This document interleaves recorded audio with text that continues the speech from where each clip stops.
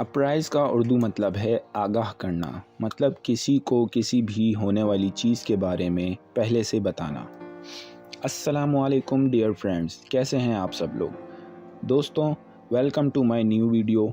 आज हम कुछ मज़ीद इम्पॉर्टेंट वर्ड्स के मीनिंग्स और उनका इस्तेमाल सीखेंगे। तो चलिए देखते हैं और सीखते हैं। अपराइज़ को आगाह करने के लिए इस्तेमाल करते हैं, जैसे I thought it right to apprise Chris of what had happened। मतलब मैंने क्रिस को कुछ भी हुआ उससे आगाह करने बेहतर समझा। मतलब मैंने क्रिस को जो कुछ भी हुआ उससे आगाह करना बेहतर समझा। चलते हैं अगले वर्ड की तरफ। हमारा अगला वर्ड है सिलेबल्स। सिलेबल्स का मतलब है लफ्ज़ या लफ्ज़ का कोई जुज़ जो एक आवाज़ से अदा होता हो। दोस्तों, सिलेबल्स से मुराद अंग्रेज़ी ज़बान के वो लफ्ज़ जो एक या एक से ज़्यादा लफ्ज़ से जुड़कर बने हों, जैसे कि चिल्ड्रन। इसमें दो सिलेबल्स हैं, एक तो चिल और दूसरा ड्रन।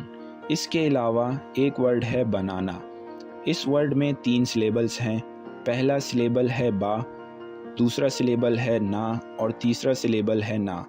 इन तीनों वर्ड को मिलाकर एक वर्ड बनता है बनाना। तो दोस्तों, उम्मीद है आपको अच्छे से समझ आ गया होगा कि सिलेबल्स किसको कहते हैं। दोस्तों, अगला वर्ड है एनाटॉमी। एनाटॉमी का मतलब है इल्मुल अज़ा। आइए एनाटॉमी की डेफिनेशन देखते हैं।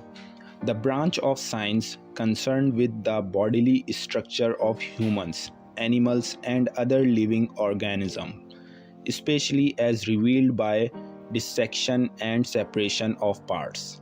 मतलब एनाटॉमी साइंस की एक शाख है जिसका ताल्लुक़ इंसानों, जानवरों और दीगर जानदार की जिस्मानी ढांचे के मुताल्लिक़ पढ़ाई करने और उनके जोड़ों के बारे में पढ़ाई करने को एनाटॉमी कहते हैं। हमारा अगला वर्ड है कॉम्प्लीमेंट्री। दोस्तों, कॉम्प्लीमेंट्री के मायने ज़ायद इमदादी या मुकम्मल करने से हैं।